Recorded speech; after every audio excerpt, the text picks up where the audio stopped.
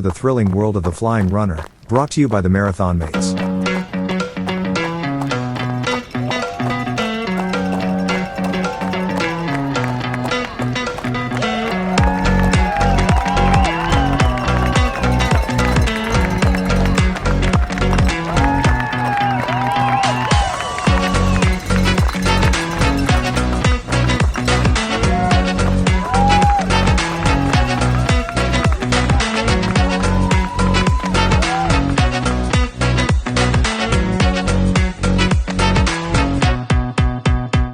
Hey runners, it's Tony here from the Flying RuNR and welcome to Out and Back. Out and Back is the turnaround point for your weekly running journey. Today we're talking about a key training element that will help you become faster, stronger, and more efficient in your running. And I'm talking about speed work, but there's a really big catch here. If you don't introduce it gradually, it will lead to injury and burnout. It's a really big catch. It will lead to injury and burnout. So over the next couple of minutes, I'm going to walk you through how to incorporate speed safely into your training schedule. But let's look at, firstly, why it matters. Speed work isn't just for elite runners. So whether you're training for a marathon, a 5K, or you just want to improve endurance, adding some structured speed sessions into your weekly training routine, your training plan, can aid your aerobic capacity, improve your running efficiency, and make your regular pace feel easier over time. And that's really important because we want to enjoy our running, don't we? So by building in our speed work, it's going to make our normal running feel easier. But the mistake that many runners make is that they dive into speed work too aggressively, right? They add too much intensity too soon. And that's a surefire way to end up with sore muscles and overuse injuries. And we know that they can lead to training setbacks. So let's talk about how we can ease into it properly. And the gradual progression is the key here. So there's a number of different ways that we can do speed sessions. You can start with strides. So before jumping into a full speed workout, begin with strides, which are like short bursts of faster running. And we do them at about 80 to 90% effort for about 20 to 30 seconds, right? Now, bear in mind, this is at your effort. This is at your pace. So you shouldn't be comparing yourself with other runners. This is all about at your pace. So 20 to 30 seconds, a short burst of pace. And this helps activate fast twitch muscles without overloading them. Second stage, just add one session a week. As your body adapts, you can then start to build some more in. So at the moment, I'm doing intervals and I'm doing one session a week because I'm building them gradually.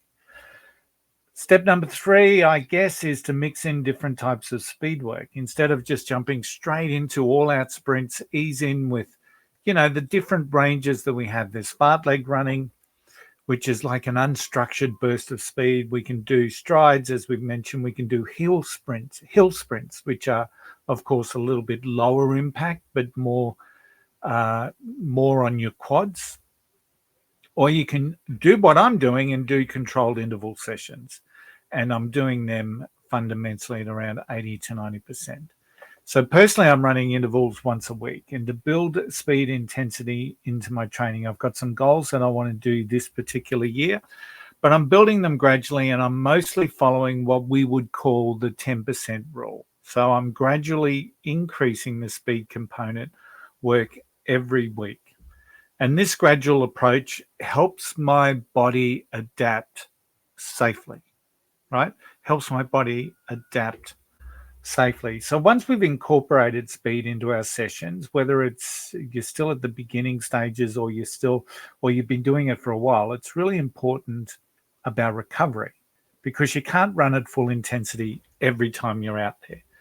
Recovery is just as crucial as the workout itself. And it's really important after your speed session to cool down properly. And this means just doing an easy jog. In some cases, it might mean just a walk, right? but you need to cool down properly. And this helps flush out the lactic acid that you've built up during your speed session. A big component, we talk about it all the time, listen to your body. If you've got some lingering soreness, take an extra day. Stop the speed session for the week if you're feeling tight and sore. And of course, during your training block, you've got to prioritize your rest and recovery runs. So following your speed day, you should always have like a restorative day. You might still run, but it's at a much slower pace. It's at an easy pace. And the key here, the final little thing that I want to talk about, it's about training smarter. So if you're not doing speed work, my challenge to you is how can you incorporate it into your training and how can you start small? So whether it's you adding a few strides or you're starting like me with some intervals, if you're already incorporating, that's great. Focus on gradual progression and prioritizing recovery. The key to unlocking speed isn't just about running hard. And we all know that. We've all learned that. The science tells us that. But often up here out in our brains and our minds is telling us something different. It is about training smart and we need to be patient. The other thing that I just want to share is it's about reviewing your stats. And one of the things I'm learning about my intervals is that when I'm at interval pace, that 80 to 90%, and I'm reviewing that segment, I notice my strides are about 10 centimeters longer than what they are during recovery. So that says something to me that if I can increase the size of my stride or increase my cadence, if I can increase the size of my stride by about 5 centimeters in recovery, right, in that recovery running, that stands to reason that I'm going to be more effective and efficient in my normal running. Now, that doesn't mean I'm going to go out and overstride, because if I'm overstriding purposely, that could potentially outdo all the work I'm doing in doing my intervals. But it is about building some additional strength, doing some strength exercises, glutes, hips, doing some resistance band work to try and maximize the strength in the areas that drive you forward. So that's a long-term project. It's not going to happen overnight, but I would not have known about that unless I was doing those intervals, which is really glaring that my stride, if I can increase my stride length, I'm going to become more efficient. But I'm not going to overstride. Remember, it's about training smarter. Hey, thanks for tuning into the Flying RuNR this week and the Out and Back episode.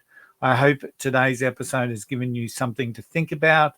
And if it has, don't forget to subscribe, share, and leave a review. As you know, that is the way people can find our podcast. Until then, I hope to see you out there. Happy running.